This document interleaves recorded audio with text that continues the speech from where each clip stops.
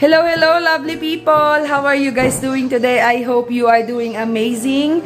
It's December 31 here in the US, and in the Philippines, it's already January 1 of 2024. Happy New Year po sa ating mga kababayan dyan, and sa ating mga kababayan dito sa US at sa ibang sulok ng mundo. Advance, Happy New Year! Ito, kasama ko tong anak ko, si Nathan. Ayan, show them. Oh, nasugat yung daliri niya kanina. That's why you need to be careful. You should not be holding guns. Ah, that's not a toy. Yes, it hurts you. That's why you don't hold guns and you need to be careful. Ah. Ayan, kami lang ang andito sa bahay. Wala si Habi. Lumabas siya. Naggawa ng sasakyan. Ayan, it's 6:22 of December 31 here. Ito guys, ang aking niluto. Nagluto lang ako ng beef stew. Ayan. Tapos, nagluto ako ng gulay, kale.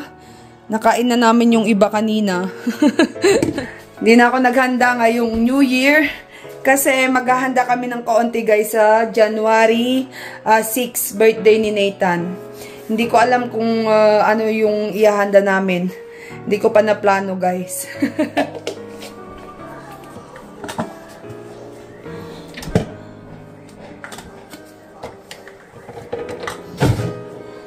Eto guys, ginagayak ko na siya bago kami pumunta sa bedroom. Ang nilalagay ko lang ay 2 ounce lang.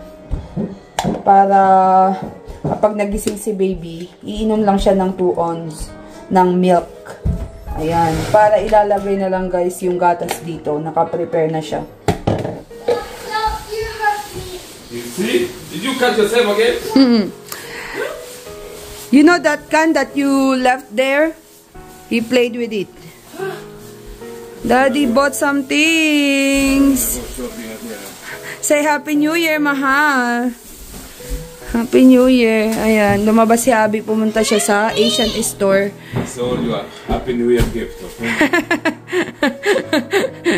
He's telling me that those are my Happy New Year's gift. Tapos pumunta siya sa Walmart. See?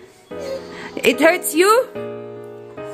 Oh, see? You just cut yourself this other side. Now it's fine. Ito guys, yung mga binili ni Habi sa Walmart. Ayan, gatas. 4 na galon na gatas, juice. Malakas kami guys sa gatas kasi nagtiti kami. Yung tea namin may gatas. And then ito naman yung mga binili niya sa Asian World. Umili siya ng kopi ko, brown, tapos yung isa blanca.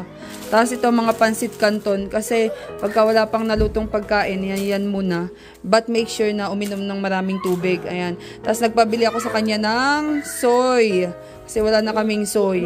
So, imagine guys, ito lang na mga noodles sa Asian World ay already $45, which is like 2,000 pesos. Ito lang guys, 2,000 pesos na.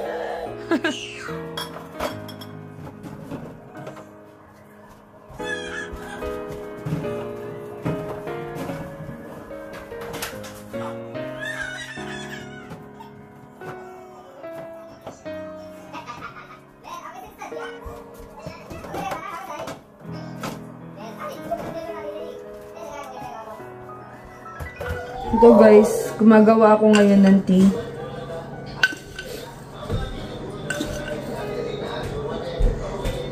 Ito guys yung sinasabi ko, milk and water ito, tapos dinagdagan ko ng tea.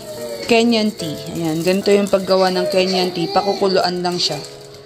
So, ayun nga guys, nauuso na naman yung tinatawag nating New Year's resolution dyan. And then, susunod na yung tinatawag nating Balik Alindog program kasi madami tayong ginain no, na taba ngayong holidays. Ayan, so ako din guys, kailangan kong magpapayat ng kaunti kasi medyo na naba tayo sa mga kinain natin itong holiday season. Ayan, sino nga ba guys sa inyo ang nakagawa na ng inyong New Year's resolution? Ito yung mga promises natin, no, sa ating mga sarili na gagawin natin in the year 2024. It could be something different, no, na sa mga ginawa natin in the year 2023. Pero guys, wag muna natin kalimutang pasalamatan guys ang Panginoon for everything that He has done in the year 2023. And also, manalangin tayo sa Panginoon for guidance and protection in the year 2024. Ayan, guys, I will not take much of your time. I would like to greet you again a happy New Year. God bless everyone.